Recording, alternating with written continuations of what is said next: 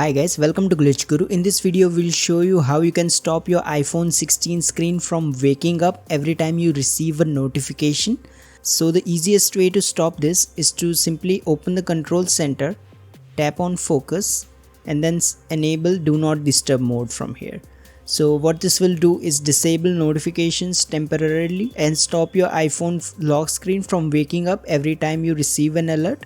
However, if you don't wish to miss out on all the notifications, what you can do is open the settings app. Now tap on notifications here. Now here scroll down and find the app that's sending you the notification. So if it's Google Photos for instance, you can simply open it from here and disable this lock screen option. So what this will do is stop the Google Photos notifications from appearing on the lock screen and thereby stopping the screen from waking up. However, you will still be able to see the notifications in the notification center and the banners as well. So this is the best option to do. However, you need to enable this for each of the app. So you will need to go through each app and disable the lock screen option from here. If you find this video useful, please don't forget to like and subscribe to Glitch Guru.